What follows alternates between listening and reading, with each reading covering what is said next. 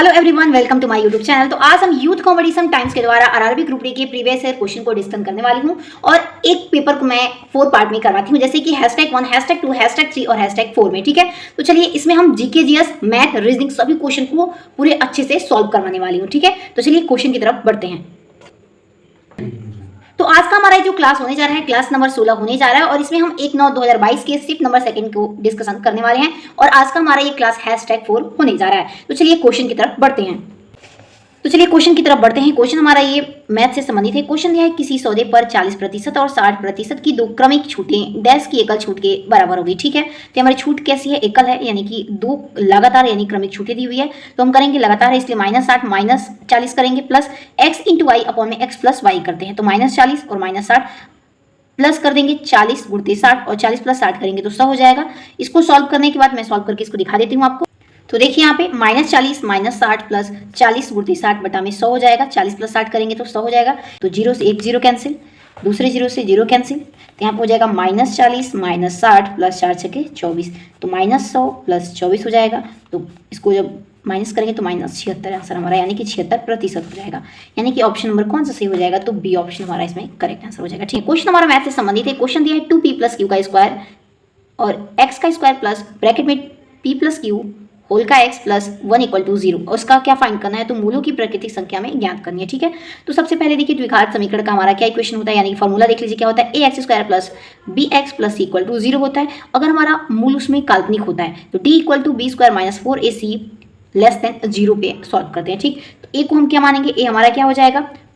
2p + q का whole square हो जाएगा, b हमारा 2p + q हो जाएगा और c = हमारा क्या हो जाएगा? तो 1 हो जाएगा। ठीक है, इसके बाद इस इक्वेशन पे हम रखेंगे जो काल्पनिक वाला है, d = b² - 4ac पे रखने वाले हैं।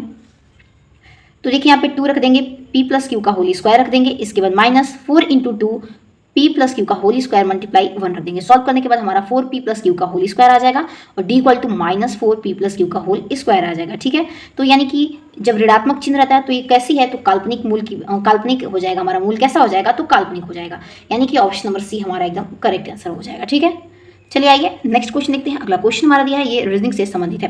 क्वेश्चन दिया है 60 डिब्बे PQRST U और V एक के ऊपर एक करके रखे गए हैं, लेकिन जरूरी नहीं है कि उनका क्रम यही हो। S नीचे से तीसरे स्थान पर है, P और S के बीच केवल V है, T और V के बीच केवल 3 डिब्बे रखे गए हैं। T U के ठीक नीचे रखा हुआ है, Q S के ठीक ऊपर रखा हुआ है। ठीक, R का स्थान ऊपर से तीसरा है, U और S के बीच कितने डब्बे रखे हुए हैं? तो चलिए इसकी सबसे पहले हम क्या कर लेते हैं? तो मैपिंग कर लेते हैं, यानी कि इसको सबसे पहले हम बनाएंगे। ठीक है, तो देखिए क्वेश्चन में क्या बोला है, 60 डब्बे रखे हुए हैं, तो लगातार से हम 60 डब्बे बना लेते हैं। 1 2 3 4 5 5 हुआ, इसके बाद 6 और लास्ट में 7। ठीक, 60 डब्बा बोला है, 60 डब्बा हमने रख लिया। ठीक है, तो पढ़िए सबसे आगे क्या बोला है, S नीचे से तीसरे स्थान पर है, यानी कि S नीचे से तीसरे पर है। तो देखिए यहाँ पे पहला, दूसरा, तीसरा, चौथा, पांचवा, छठवां, सातवां, तो S को हम नीचे से तीसरे स्थान पर रखने जा रहे हैं। पहला, दूसरा, तीसरा, यहाँ पे कौन है? S। ठीक है, इसके बाद आगे क्या बोला है, P और S के बीच केवल V है, P और S के बीच केवल V है।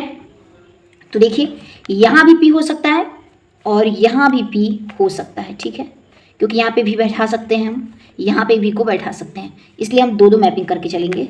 यहाँ भी हो सकता है, यहाँ भी, ये भी कंफर्म नहीं हुआ है। ठीक है, इसके बाद आगे पढ़िए, आगे बोल रहा है कि T और V के बीच केवल 3 डब्बे हैं। देखिए यहाँ पे कंफर्म हो गया, क्या बोला है कि T और V के बीच केवल 3 डब्बे हैं।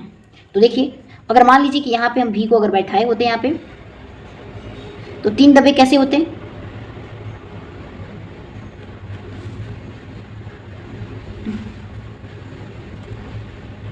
तो चलिए देखिए आगे क्या बोला है, T और V के बीच केवल 3 डब्बे रखे हुए हैं। तो देखिए यहाँ पे तो V अगर बैठ जाता है तो T को ऊपर रखना पड़ेगा। ठीक है, तो T अगर मान लीजिए कि यहाँ पे हमारा हो जाएगा तो उसके बीच में 3 डब्बे होने चाहिए, तो 1 2 3 डब्बे हो गए, यहाँ पे V हो गया।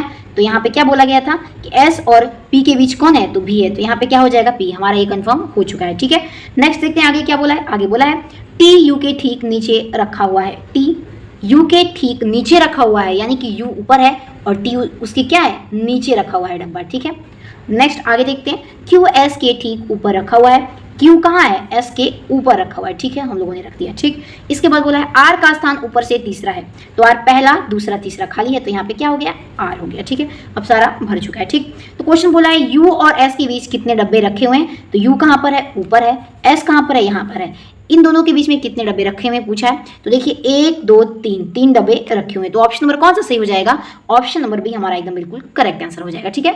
आइए नेक्स्ट क्वेश्चन बढ़ते हैं आगे की तरफ। देखिए क्वेश्चन क्या बोला है कि एल लंबाई और ए अनुप्रस्थ काट के क्षेत्रफल वाले एक तार का प्रतिरोध 1 ओम है, ठीक। समान पदार्थ से निर्मित किंतु 4 एल लंबाई और 5 ए अनुप्रस्थ काट के क्षेत्रफल वाले तार का प्रतिरोध क्या होगा, ठीक। तो देखिए सबसे पहले किसी तार का जो प्रतिरोध होता है उसकी लंबाई के अनुक्रमापाती होता है, ठीक है, और उसके अनुप्रस्थ काट के क्षेत्रफल के व्युत्क्रमापाती होता है, यानी कि अगर उसका प्रतिरोध है तो जो उसका अनुप्रस्थ काट होगा उसके उल्टा होता है, ठीक।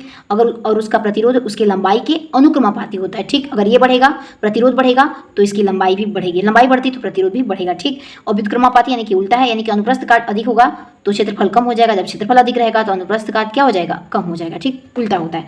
आगे बोला है इसका फॉर्मूला क्या होता है, तो R equal to rho L by A, shortcut trick होती है याद करने की कि आर इक्वल टू रो ले बेटा ए, रो ले बेटा ए, ठीक है। तो पदार्थ समान है, प्रतिरोध क्या रहेगी, स्थिर रहेगी। देखिए ये इंपॉर्टेंट है, जब पदार्थ हमारी समान रहती है तो प्रतिरोध हमारा क्या रहता है, स्थिर रहता है, ठीक। इसके बाद हम क्या करेंगे, तो देखिए यहाँ पे ये आर एक फॉर्मूला लिख चुके हैं, R2 क्या लिखेंगे, लेंगे हम यहाँ पे 1 ले लेंगे ओम। इसके बाद 4 लेंथ को क्या बोला है, 4 गुना बढ़ाने के लिए अनुप्रस्थ काट को 5 है, तो 4/5 कर देंगे। फिर इसको हम सॉल्व करने वाले हैं, 4/5 बराबर रहेगा 1। उसके बाद ये 1 मिनट रुक जाइए, इसको हम सॉल्व। तो देखिए R2 हमारा 1 ओम ले लेंगे और लेंथ बोला था 4 गुना और अनुप्रस्थ काट 5 ए बढ़ाने के लिए, ठीक। तो हमारा ये 1 जाएगा तो 5 में कोई फर्क नहीं पड़ेगा, मल्टीप्लाई करेंगे तो 4/5 को हम सॉल्व करेंगे तो 0.8 आएगा, क्यों, क्योंकि 5 से जब डिवाइड करेंगे इसको तो 5 40, 0.8 हो जाएगा, ठीक है। तो ऑप्शन नंबर हमारा इसमें ए आंसर एकदम बिल्कुल करेक्ट आंसर हो जाएगा, ठीक है। आइए नेक्स्ट क्वेश्चन देखते हैं। अगला क्वेश्चन दिया है इनमें से कौन सा एक कृत्रिम परिस्थितिकी तंत्र है जो मानव निर्मित है, ठीक। तो ऑप्शन नंबर डी हमारा इसमें करेक्ट हो जाएगा, यानी कि फसली खेती हमारा ये कृत्रिम परिस्थितिकी तंत्र होता है जो मानव के द्वारा निर्मित होता है, ठीक है। तो आइए इसके बारे में कुछ इंपॉर्टेंट डिस्कस कर लेते हैं। देखिए यहाँ पे दिया हुआ है कि फसली खेत एक कृत्रिम परिस्थितिकी तंत्र है जो मानव निर्मित है, जबकि वन, तालाब, झील प्राकृतिक परिस्थितिकी तंत्र होते हैं, ठीक है। आइए नेक्स्ट क्वेश्चन देखते हैं। अगला क्वेश्चन भी हमारा मैथ से संबंधित है। क्वेश्चन दिया आधुनिक आवर्त सारणी में निम्न अभिलाक्षणिकताओं को सुमेलित कीजिए, ठीक है। तो देखिए इसमें एक तरफ हमारा मतलब एक तरह से मैच द कॉलम दिया हुआ है, तो बोला है कि सारणी में ब्लॉकों की कुल संख्या पूछा है, और दूसरे में पूछा है आवर्तों की कुल संख्या पूछा है, और इसमें तीसरे में पूछा है कि कोष में तत्वों की संख्या, और पांचवें पूछा है एम कोष में तत्वों की संख्या, और चौथे में पूछा है एम कोष में तत्वों की संख्या, और पांचवें पूछा है एल कोष में तत्वों की संख्या पूछा है, ठीक है। तो देखिए ऑप्शन नंबर डी हमारा इसमें एकदम करेक्ट होगा। देखिए यहाँ पे देख लेते हैं सारणी में ब्लॉकों की कुल संख्या कितनी होती है, तो 4 होती है, ठीक है। और नेक्स्ट बात करते हैं आवर्तों की कुल संख्या कितनी होती है, तो 7 होती है। के कोष में तत्वों की संख्या 2 होती है, एम कोष में तत्वों की संख्या 18 होती है, और एल कोष में तत्वों की संख्या हम बात करें तो 8 हो जाएगी, ठीक है। तो ऑप्शन नंबर डी हमारा इसमें करेक्ट आंसर हो जाएगा, ठीक है।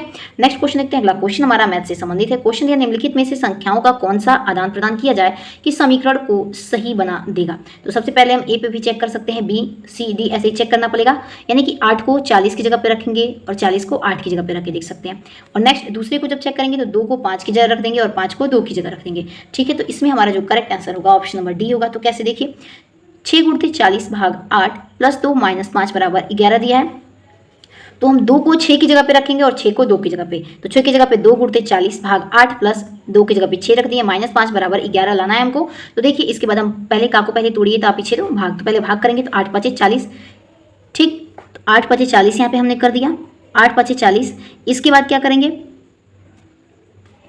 उसके बाद हम जब 2 से 5 का मल्टीप्लाई करेंगे तो 10 हो जाएगा यहाँ पे, और प्लस 6 माइनस 5 बराबर 11 लाना है हमको। तो देखिए यहाँ पे 10 प्लस 6 16 हो जाएगा, 16 माइनस 5 करेंगे तो 11 बराबर हमारा आंसर आ जाएगा, ठीक है। तो ऑप्शन बड़ी करेक्ट हो जाएगा, ठीक। नेक्स्ट क्वेश्चन देखते हैं। अगला क्वेश्चन हमारा ये रीजनिंग से संबंधित है। क्वेश्चन दिया है रीजनिंग या फिर हम मैथ कह सकते हैं। इस प्रश्न में एक कथन और उसके बाद 4 निष्कर्ष दिए गए हैं। ज्ञात कीजिए कि दिए गए कथनों के आधार पर कौन सा निष्कर्ष सत्य होगा, ठीक है। तो सबसे पहले दिया be greater and equal T है और टी इक्वल एन है, और एन ग्रेटर 0 है, और 0 इक्वल टू क्यू है, और Q greater equal to M है, और एम इक्वल टू आर है, ठीक है। तो इसमें पूछा है कि कौन सा निष्कर्ष सही होगा, तो सी ऑप्शन हमारा एकदम करेक्ट हो जाएगा। सी कौन सा, यानी कि पहला वाला निष्कर्ष हमारा सही होगा। जो हमारा एन है ये ग्रेटर इक्वल टू बी है। देखिए कैसे, एन है जो हमारा इसमें यहाँ पे बोला है कि एन हमारा इसमें एन की तरफ फेस ओपन हो रहा है, यानी कि एन ग्रेटर है और इक्वल भी यहाँ पे दिया है बी के, तो ऑप्शन नंबर पहला हमारा एकदम करेक्ट आंसर हो जाएगा। ठीक है, वही बात कर लेते हैं। देखिए दूसरा कैसे गलत है, तो एन लेस देन बी दिया है, तो एन कभी भी लेस देन नहीं होगा क्योंकि एन की तरफ फेस खुला है, तो ये ऑप्शन गलत हो जाएगा। तीसरा देखिए ओ लेस देन आर है, तो ओ लेस देन आर कभी नहीं होगा क्योंकि ग्रेटर ओ की तरफ खुला हुआ है, तो ये भी गलत हो गया। और चौथा वाला भी हमारा कैसे गलत होगा, टी और लेस देन एम दिया है, तो देखिए टी और एम कहाँ है, टी और एम, तो टी यहाँ पे ग्रेटर देन एम होगा, ग्रेटर देन और इक्वल टू भी एम है यहाँ पे, तो ये ऑप्शन चौथा भी हमारा गलत हो जाएगा, यानी कि ऑप्शन नंबर पहला हमारा एकदम करेक्ट एंड राइट आंसर हो जाएगा। ठीक है, नेक्स्ट क्वेश्चन देखते हैं। अगला क्वेश्चन दिया है, किन्हीं दो बिंदुओं को मिलाने वाली रेखा क्या कहलाती है, तो ऑप्शन ए दिया है समांतर रेखा, ऑप्शन बी रेखाखंड, ऑप्शन सी किरण, या फिर ऑप्शन डी प्रतिच्छेदी, तो ऑप्शन नंबर करेक्ट आंसर भी हो जाएगा। किन्हीं दो बिंदुओं को मिलाने वाली रेखा को हम रेखाखंड कहते हैं। ठीक है, आइए नेक्स्ट क्वेश्चन देखते हैं। देखिए अगला क्वेश्चन हमारा ये भी ड्रेसिंग से संबंधित है। क्वेश्चन दिया है, यदि संख्या 9 3 4 5 7 1 2 के प्रत्येक विषम अंकों से 1 घटाया जाए और प्रत्येक सम अंकों में 2 जोड़ा जाता है, तो इस प्रकार बनी नई संख्या में सबसे बड़े और सबसे छोटे अंक का अंतर कितना होगा पूछा है। ठीक है, तो सबसे पहले इस संख्या को हम नोट कर लेते हैं। देखिए 9 3 4 5 1 7 1 2 विषम संख्या में क्या करना है कि -1 करना है, सम संख्या में क्या करना है कि +2 करना है। तो विषम संख्या कौन कौन सी होगी, 9 होगी, तो -1 करेंगे तो 8 हो जाएगा, 3 भी हमारा है तो 2 हो जाएगा, 4 हमारा ये सम संख्या है तो कितना हो जाएगा 6 क्योंकि +2 करना है, 5 हमारी ये विषम संख्या है तो यहाँ पे -1 करेंगे तो 4 हो जाएगा, 7 हमारी ये कैसी संख्या है तो ये भी विषम संख्या है तो 6 हो जाएगा -1 करने पे, 1 हमारी विषम है तो 0 हो जाएगी और 2 हमारी सम संख्या है तो ये 4 हो जाएगा। अब बोला है सबसे बड़े अंक को छोटे अंक से माइनस करने के बाद आंसर बताना, तो 8 सबसे बड़ा है और 0 हमारा सबसे छोटा है, दोनों का अंतर करेंगे तो 8 आंसर आ जाएगा। ठीक है, यानी कि ऑप्शन नंबर कौन सा सही हो जाएगा, तो ऑप्शन नंबर डी हमारा एकदम करेक्ट आंसर हो जाएगा। ठीक है, आइए नेक्स्ट क्वेश्चन की तरफ बढ़ते हैं। तो देखिए नेक्स्ट क्वेश्चन हमारा दिया हुआ है, नेशनल इनोवेशन फाउंडेशन भारत ने मवेशियों में होने वाले कृमियों के इलाज के लिए रासायनिक विधियों के विकल्प के रूप में डैश नामक एक स्वदेशी हर्बल दवा विकसित की है। Option A vermi clear, option B stomach clean, option C vermi wet, option D लेबेंडाजोल, ऑप्शन नंबर इसमें कौन सा करेक्ट हो जाएगा, तो ऑप्शन नंबर डी हमारा सी करेक्ट हो जाएगा, यानी कि नेशनल इनोवेशन फाउंडेशन भारत ने मवेशियों में होने वाले कृमियों के इलाज के लिए कौन सी रासायनिक विधि का विकल्प चुना है, तो वर्मी वेट का चुना है। ठीक है, तो ऑप्शन नंबर सी हमारा करेक्ट हो जाएगा। ठीक है, आइए नेक्स्ट क्वेश्चन देखते हैं। अगला क्वेश्चन हमारा फिजिक्स से संबंधित है। क्वेश्चन दिया हुआ है, विद्युत चुम्बकीय प्रेरण की घटना के दौरान किसी कुंडली में प्रेरित यानी कि इलेक्ट्रोमोटिव फोर्स, इसे हम ईएमएफ भी कहते हैं, डैश के अनुक्रमापाती होता है, यानी कि किसके ईएमएफ किसके अनुक्रमापाती होता है। ऑप्शन ए परिपथ के प्रतिरोध के अनुक्रमापाती होता है, ऑप्शन बी चुंबकीय अभिवाह में परिवर्तन, ऑप्शन सी चुंबकीय अभिवाह, ऑप्शन डी चुंबकीय अभिवाह में परिवर्तन की दर, तो ऑप्शन नंबर डी करेक्ट हो जाएगा, यानी कि ईएमएफ हमारा ये चुंबकीय अभिवाह में परिवर्तन की दर के अनुक्रमापाती होता है। ठीक है, तो ऑप्शन नंबर डी हमारा एकदम करेक्ट आंसर हो जाएगा। ठीक है, आइए नेक्स्ट क्वेश्चन देखते हैं। अगला क्वेश्चन हमारा ये मैथ से संबंधित है। देखिए क्वेश्चन दिया हुआ है हमारा, 5 ठोस घन प्रत्येक का आयतन 216 सेंटीमीटर क्यूब है। एक घनाकार बनाने के लिए केवल रैखिक तरीके एकल पंक्ति व्यवस्था मतलब करनी है, एक लाइन में इसको व्यवस्थित करना है, में अंत से अंत तक जुड़े हुए हैं। घनाभ का पार्श्वतः क्षेत्रफल सेंटीमीटर क्यूब में क्या होगा, तो इस क्वेश्चन को हम बुक में देख लेते हैं। तो देखिए जो घन का आयतन दिया है 216 सेंटीमीटर क्यूब दिया है। ठीक है, तो हमारा घन की भुजा हमारी ए मान लेते हैं, उसके बाद ए का क्यूब, एक साइड ए को पता करने के लिए ए का क्यूब बराबर 216 लिख देते हैं क्योंकि बोला है कि आयतन 216 है। ठीक है, तो ए बराबर 6 हो जाएगा। ठीक, देखिए इसके बाद घनाभ की लंबाई कितनी हो जाएगी हमारी, तो 6 गुणते 5 करेंगे क्योंकि देखिए इसमें क्वेश्चन में बोला था कि 5 ठोस घन कितना बनाना है, 5 ठोस घन, तो 6 गुणते 5 करेंगे क्योंकि इसको बोला है एक अंत से लेकर अंत तक यानी कि एक साथ जोड़ते हुए जाना है, तो 6 गुणते 5 करेंगे, लेंथ हमारी 30 आ जाएगी। ठीक है, उसके बाद घनाभ की चौड़ाई 6 ही रहेगी और उसकी लंबाई भी ऊंचाई भी 6 ही रखनी है, लेकिन लंबाई उसकी 6 गुणते 5 कर देंगे तो 30 हो जाएगी। उसके बाद घनाभ का वक्र पृष्ठ क्षेत्रफल का फॉर्मूला क्या होता है, 2 × L + B × H होता है। ठीक है, तो 2 गुणते लेंथ की जगह पे 30 रख देंगे, ब्रेड्थ की जगह पे 6 रख देंगे और उसके बाद गुणते 6 कर देंगे। ठीक, तो हमारा ये 36 हो जाएगा। ठीक, 2 गुणते 36 गुणते 6 और गुणा करने के बाद 432 हमारा आंसर आ जाएगा, यानी कि ऑप्शन नंबर डी बिल्कुल करेक्ट आंसर हो जाएगा। ठीक है, आइए नेक्स्ट क्वेश्चन देखते हैं। अगला क्वेश्चन क्या दिया हुआ है। नेक्स्ट क्वेश्चन हमारा दिया है, मार्च 2022 में भारत बायोटेक ने टीबी के टीके के लिए किस देश के फार्मास्यूटिकल फॉर्म बायोफैब्रिक के साथ भागीदारी की है। Option A USA, option B Canada, option C Australia या फिर ऑप्शन डी स्पेन, तो करेक्ट आंसर कौन सा हो जाएगा, तो डी हमारा बिल्कुल करेक्ट हो जाएगा, यानी कि मार्च 2022 में भारत ने बायोटेक ने टीबी के टीके के लिए ये स्पेन देश के साथ भागीदारी की है। ठीक है, तो ऑप्शन नंबर डी हमारा यहाँ पे एकदम करेक्ट आंसर हो जाएगा। तो चलिए आइए हम नेक्स्ट क्वेश्चन देखते हैं। अगला क्वेश्चन हमारा रीजनिंग से संबंधित है। क्वेश्चन हमारा दिया हुआ है, एक निश्चित कोड भाषा में रिकवरी को YRF VPCR और रिक्वायर्ड को DFRJ VQFR लिखा जाता है। उसी कोड भाषा में रिगोरस को किस प्रकार लिखा जाएगा। ठीक है, तो देखिए इस क्वेश्चन को हम यहीं पे सॉल्व कर लेते हैं। तो देखिए सबसे पहले बैकवर्ड यह सॉल्व किया गया है, यानी आर को आर किया गया, ई को एफ कर दिया गया, सी को सी ही रखने दिया है, ओ को पी कर दिया है, फिर वी को वी रहने दिया गया, यानी कि पीछे से करेंगे फॉरवर्ड, मतलब कि इसमें प्लस किया गया, लेकिन एक में प्लस किया गया, एक को छोड़ा गया, एक को प्लस किया गया, एक को छोड़ा गया। वैसे ही लास्ट वाली स्टेप में जब हम अपनाएंगे तो आर को आर कर देंगे, आई को जे कर देंगे, जी को जी रखने देंगे, ओ को पी कर देंगे, लेकिन आर को फिर से आर रखने देंगे, क्योंकि फॉरवर्ड प्लस किया गया पीछे से, बट एक में प्लस, एक में एज इट इज रखा गया। ठीक है, तो ऑप्शन नंबर कौन सा सही हो जाएगा, तो हमारा ए एकदम इसमें करेक्ट आंसर हो जाएगा। ठीक है, तो चलिए आइए नेक्स्ट क्वेश्चन देखते हैं। अगला क्वेश्चन हमारा दिया है, पुष्प का इनमें से कौन सा भाग निषेचन के बाद फल के रूप में विकसित होता है। ऑप्शन ए स्त्रीकेसर, ऑप्शन बी बीजांड, ऑप्शन सी पंखुड़ी, ऑप्शन डी अंडाशय। तो करेक्ट आंसर डी हो जाएगा, यानी कि पुष्प का जो अंडाशय भाग होता है निषेचन के बाद फल के रूप में विकसित होता है। ठीक है, तो चलिए आइए नेक्स्ट क्वेश्चन देखते हैं। अगला क्वेश्चन हमारा जो है ये मैथ से संबंधित है। क्वेश्चन दिया है, यदि x प्लस 1/x = 3 दिया है तो x² + 1/x² का मान पूछा है। ठीक है, तो आइए इस क्वेश्चन को हम सॉल्व करवाते हैं। तो देखिए सबसे पहले जो हमारे यहाँ पे गिवन दिया है वहीं से हमारा ये आंसर आने वाला है। x + 1/x की वैल्यू 3 दी हुई है, तो स्क्वायरिंग क्या करेंगे, बोथ साइड कर देंगे, तो इधर भी स्क्वायर करेंगे और इधर भी हम स्क्वायर कर देंगे। ठीक है, तो x का स्क्वायर हो जाता है, a + b का होल स्क्वायर हो गया, तो a का स्क्वायर करेंगे, इसके बाद b का स्क्वायर + 2ab।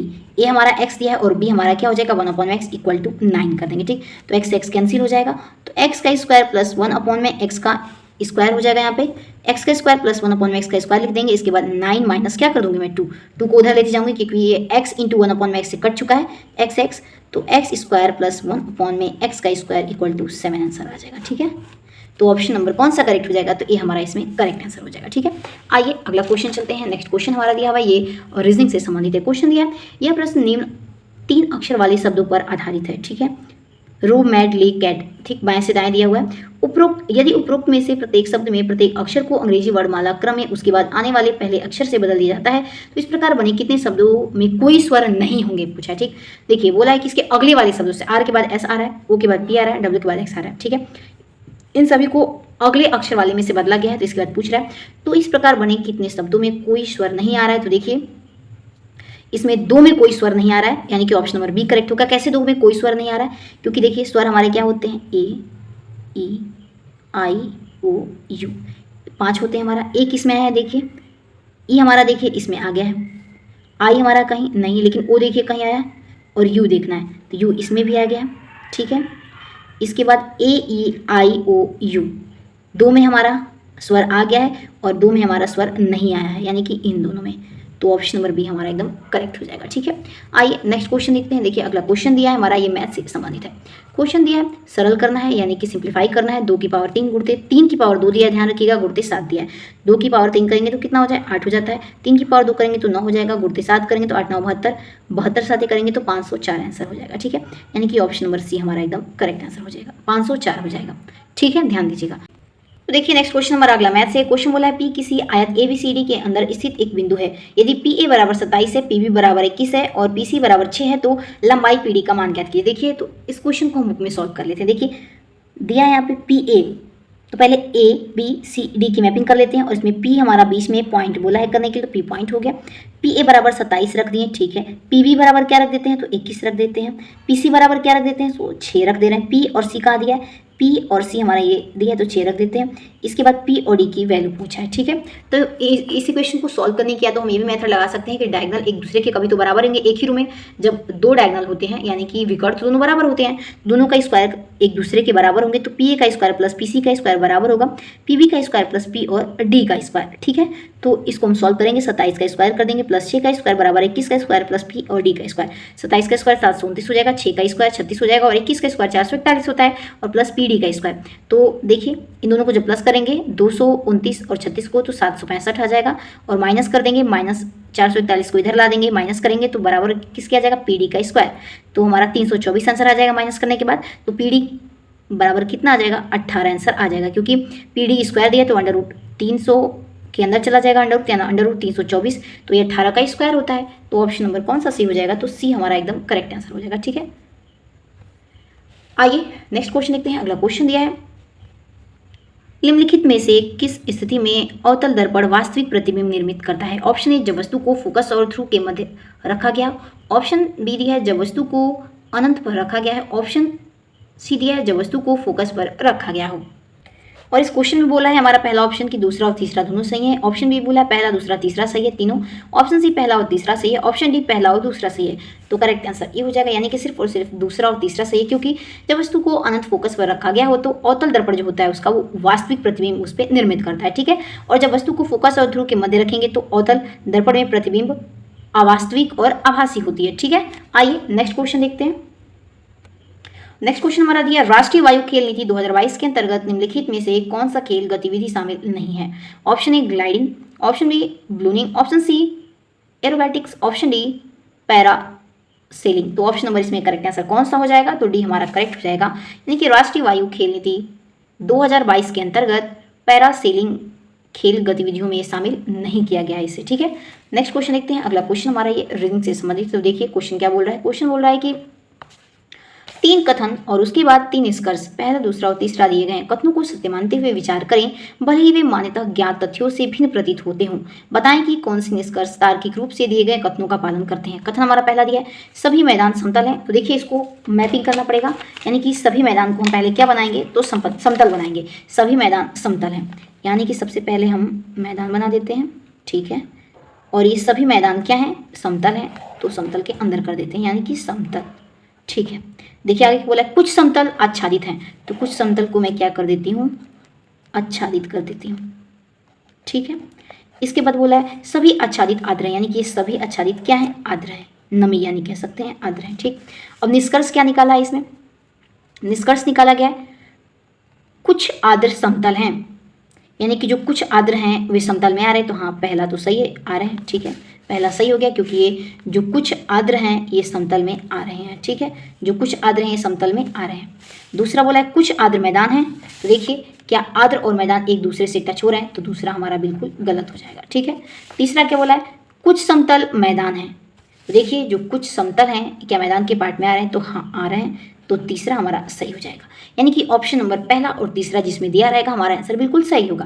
पहला और तीसरा बिल्कुल सही है। तो देखिए पहला और तीसरा किस में दिया है, तो पहला और तीसरा ऑप्शन नंबर डी में दिया है, यानी कि निष्कर्ष पहला और तीसरा पालन करते हैं, तो ऑप्शन नंबर डी बिल्कुल करेक्ट आंसर हो जाएगा। ठीक है, तो चलिए आइए नेक्स्ट क्वेश्चन देखते हैं। अगला क्वेश्चन हमारा रीजनिंग से संबंधित है। क्वेश्चन दिया है AJM 72, DMP 81, GPS 90, JSV 99 और अगला यहाँ पे पूछा गया है। ठीक है, तो देखिए A से पहले D गया है तो +3 हुआ है। ठीक है, इसके बाद D से G हुआ है तो +3 हुआ है, इसके बाद G से P हुआ है तो +3, यानी कि +3 का सीरीज यहाँ पे चल रहा है। तो J में जब हम +3 करेंगे तो यहाँ पे क्या हो जाएगा, तो M हो जाएगा। ठीक है, M होने के बाद अगला क्या बोला है, इसके बाद देखिए J के बाद M की है तो +3, M के बाद P तो +3, P के बाद S हुआ है तो +3, और S में जब +3 करेंगे तो हम क्या हो जाएगा, V हो जाएगा।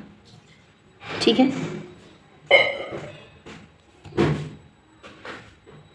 तो चलिए आगे देखते हैं। अगला हमारा इसके बाद M दिया है, तो M के बाद हम P पर जाएंगे तो +3 करेंगे, P के बाद S तो +3, S के बाद V पर जाएंगे तो +3, तो वैसे ही V में जब हम +3 करेंगे तो हमारा क्या हो जाएगा, Y हो जाएगा। ठीक है, इसके बाद अगला हमको नंबर देखना है। 72 दिया है, 81 दिया है, 90 दिया है, 99 दिया है। तो 72 में +9 करेंगे तो 81, 81 में 9 प्लस करेंगे तो 90, और जब 90 में +9 करेंगे तो 99, तो वैसे ही 99 में जब हम 9 प्लस करेंगे तो 108 हो जाएगा यहाँ पे। ठीक है, यानी कि हमारा आंसर MVY 108 हो जाएगा। तो ऑप्शन नंबर कौन सा सही हो जाएगा, तो ऑप्शन नंबर ए हमारा इसमें बिल्कुल करेक्ट आंसर हो जाएगा। ठीक है, आइए नेक्स्ट क्वेश्चन की तरफ बढ़ते हैं। अगला क्वेश्चन हमारा ये क्या दिया हुआ है, देखिए अगला क्वेश्चन दिया है, यदि Px को निरूपित करता है T- को और M+ को निरूपित करता है B हमारा प्लस को भाग को निरूपित करता है, तो निम्नलिखित समीकरण में प्लस चिन्ह के स्थान पर क्या आएगा। 54B 9P 11T 13M 17 बराबर क्या होगा। ठीक है, तो देखिए इस क्वेश्चन में इसको हम बुक में ही सॉल्व कर लेते हैं। देखिए 54B 9P 11T 13M और 17 बराबर क्या पूछा है, तो देखिए 54 लिखेंगे, B को क्या बोला था कि भाग हो जाएगा, 9P को बोला था गुणा हो जाएगा। देखिए यहाँ पे मल्टीप्लाई दिया, ये x नहीं था, गुणा हो जाएगा। ठीक है, 11, इसके बाद T को माइनस बोला गया था, ठीक, तो माइनस कर दिया 13, इसके बाद M को प्लस बोला गया था और 17 बोला गया था। जब इसको सॉल्व करेंगे तो हमारा आंसर क्या आ जाएगा 70, यानी कि ऑप्शन नंबर ए हमारा इसमें बिल्कुल करेक्ट आंसर हो जाएगा। ठीक है, आइए नेक्स्ट क्वेश्चन की तरफ बढ़ते हैं। अगला क्वेश्चन दिया है, जब किसी तांबे के तार को 0.51 की धारा पर प्रवाहित होती है तो इसके सिरे पर विभवांतर 5 है, तार का प्रतिरोध कितना होगा। ठीक है, तो देखिए फॉर्मूला होता है V equal to I into R, तो R बराबर V अपॉन में आई हो जाएगा। ठीक है, तो V हमारा 5 दिया है, I हमारा 0.5 दिया है। ठीक है, तो इसमें गुणा 10 कर, पॉइंट हटाने के लिए मल्टीप्लाई 10 कर देंगे और नीचे भी 10 कर देंगे, तो नीचे का तो पॉइंट हट जाएगा तो ये 5 हो जाएगा और ये 50 हो जाएगा, तो 50 बटा में 5 सॉल्व करेंगे तो 5 एकम 5, यानी कि यहाँ पे हमारा आंसर 10 ओम आ जाएगा। ठीक है, तो ऑप्शन नंबर कौन सा करेक्ट आंसर हो जाएगा, तो 10 ओम, यानी कि ऑप्शन नंबर डी हमारा बिल्कुल आंसर करेक्ट आंसर हो जाएगा। ठीक है, अगला क्वेश्चन देखते हैं। देखिए अगला क्वेश्चन हमारा रीजनिंग से संबंधित है। क्वेश्चन दिया गया, नीचे दिए गए कथन और उसके बाद विकल्प में चयन कर गए निष्कर्ष दिए गए, बताएं कि कौन सा निष्कर्ष दिए गए कथन के आधार पर सत्य होगा। ठीक है, कथन यहाँ पे दिया है Q greater than A greater and equal to Z, Z greater than X, X less than Y, X less than R, R greater and equal H, H greater than M दिया है। ठीक है, और विकल्प देखिए क्या दिया, पहला विकल्प क्या दिया कि Q हमारा ग्रेटर देन M होगा और M ग्रेटर देन H होगा। दूसरा दिया Z ग्रेटर देन X होगा, X ग्रेटर इक्वल M होगा। ऑप्शन सी दिया है M ग्रेटर R होगा और R ग्रेटर X होगा। ऑप्शन डी दिया है Q ग्रेटर होगा, Q ग्रेटर X होगा और X ग्रेटर A होगा। तो जो हमारा इसमें करेक्ट आंसर हो जाएगा सिर्फ और सिर्फ क्वेश्चन ऑप्शन नंबर सी हो जाएगा, यानी कि M जो है, देखिए M हमारा ग्रेटर देन R है, तो M हमारा ग्रेटर देन R से प्यारा है, और R ग्रेटर देन X है, तो देखिए R हमारा ग्रेटर देन X है, यानी कि ऑप्शन नंबर सी हमारा बिल्कुल करेक्ट आंसर हो जाएगा। ठीक है, नेक्स्ट क्वेश्चन की तरफ बढ़ते हैं। तो देखिए अगला क्वेश्चन दिया है, ताड़ोबा राष्ट्रीय उद्यान भारत के किस राज्य में स्थित है। Option A Rajasthan, option B Maharashtra, option C Uttar Pradesh या फिर ऑप्शन डी बिहार। तो करेक्ट आंसर बी हो जाएगा, यानी कि ताड़ोबा राष्ट्रीय उद्यान ये महाराष्ट्र राज्य में स्थित है। ठीक है, वही इसके बारे में कुछ इंपॉर्टेंट डिस्कशन देख लेते हैं। देखिए दिया है कि ताड़ोबा राष्ट्रीय उद्यान महाराष्ट्र में स्थित है। यह उद्यान महाराष्ट्र का सबसे पुराना और सबसे बड़ा उद्यान है। ठीक है, यह महाराष्ट्र का ध्यान रखिएगा सबसे पुराना और बड़ा उद्यान में से एक है। ठीक है, महाराष्ट्र में स्थित अन्य राष्ट्रीय उद्यान जैसे कि चंदौली राष्ट्रीय उद्यान है, गुगमल नेशनल पार्क है, संजय गांधी राष्ट्रीय उद्यान है और नुएगांव राष्ट्रीय उद्यान है। ठीक है, आइए अब नेक्स्ट क्वेश्चन की तरफ बढ़ते हैं। तो चलिए अगला क्वेश्चन हमारा ये फिजिक्स से संबंधित है। क्वेश्चन दिया है दो प्रतिरोध ए 20 ओम दिया है हमारा और दूसरा क्या दिया है, बी हमारा 30 ओम, समांतर क्रम में संयोजित है। इस संयोजित को 3 वोल्ट की बैटरी से संयोजित किया गया है। बैटरी में प्रवाहित होने वाली धारा बताना है। ठीक है, तो देखिए दो इसमें प्रतिरोध दिया है, यानी कि R1 दिया है मान लीजिए 20 और R2 हमारा 30 दिया है। ठीक है, तो 1 अपॉन में R इक्विवेलेंट का फॉर्मूला आता है तो चलिए आइए नेक्स्ट क्वेश्चन की तरफ बढ़ते हैं। क्वेश्चन दिया है दो प्रतिरोध ए हमारा दिया है 20 ओम, दूसरा दिया हमारा 30 ओम और बोला है कि समांतर क्रम में संयोजित है। इस संयोजित को 3 वोल्ट की बैटरी से संयोजित किया गया है। बैटरी से प्रवाहित होने वाली धारा कितनी है, यानी कि करंट पूछ रहा है। ठीक है, तो देखिए R इक्विवेलेंट का फॉर्मूला क्या होता है, तो 1 अपॉन में R इक्वल होता है 1 अपॉन में R1 प्लस 1 अपॉन में R2 करते हैं हम। ठीक है, और इसमें बोला है कि समांतर क्रम में है, समांतर क्रम में यानी कि पैरेलल में है, तो जब पैरेलल में रहते हैं तो 1 अपॉन में R1 प्लस 1 अपॉन में R2 हम फॉर्मूला लगाते हैं। ठीक है, तो 1 अपॉन में R इक्वल टू लिख देंगे 1 बटा में 20 प्लस 1 बटा में 30, जब एलसीएम लेंगे तो 60 आएगा। इसके बाद 30 दूना के 60 2 बच जाएगा, यहाँ पे 20 3 60 तो 3 बच जाएगा। इसके बाद इसको सॉल्व करेंगे तो 6 बटा में कितना आ जाएगा, 60 आ जाएगा। ठीक है, 6 कम 6 3 दूना के यहाँ पे 5 हो जाएगा 5 और यहाँ पे 60 बच जाएगा, तो 5 एकम 5 5 दूना के 10, 1 बटा में 12 हमारे यहाँ पे हो जाएगा। फिर 1 अपॉन में R यहाँ पे रहेगा, तो R इक्वल टू क्या हो जाएगा, मल्टीप्लाई करेंगे तिरक तो R गुणते 1 तो R हो जाएगा और 12 में 1 करेंगे तो 12 हो जाएगा। तो R बराबर हमारे यहाँ पे 12 ओम हो जाएगा। ठीक, तो फिर हम लगाएंगे फॉर्मूले पे V equal to I into R होता है, फॉर्मूला अभी बताई थी मैं, V equal to I into R होता है। तो I फाइंड करना है हमको, तो I इधर रह जाएगा, V बटा में R चला जाएगा। तो V हमारा कितना दिया था यहाँ पे, V हमारा 3 वोल्ट दिया था और R हमारा कितना है, तो 12 है, तो 3 बटा में 12 करेंगे हम, तो करंट हमारा 0.25 एम्पियर आ जाएगा। तो करंट हमारा 0.25 एम्पियर आ जाएगा जब डिवाइड करेंगे तो। ठीक है, ऑप्शन नंबर कौन सा सही हो जाएगा, तो ए हमारा इसमें बिल्कुल करेक्ट आंसर हो जाएगा। ठीक है, आइए नेक्स्ट क्वेश्चन की तरफ अब हम बढ़ते हैं। एक क्वेश्चन दिया है, जब समूह में नीचे की ओर जाते हैं तो क्षारीय ऑक्साइड के निर्माण की प्रवृत्ति क्या होती है, तो ऑप्शन नंबर सी हमारा करेक्ट हो जाएगा, यानी कि बढ़ती है। ठीक है, नेक्स्ट क्वेश्चन देखते हैं, निम्नलिखित में कौन सा अगम जैन में अहिंसा का वर्णन करता है, तो करेक्ट आंसर ए हो जाएगा, यानी कि सूत्र कृतांक सूत्र हमारा ये आगम जैन धर्म में अहिंसा का वर्णन करता है। ठीक है,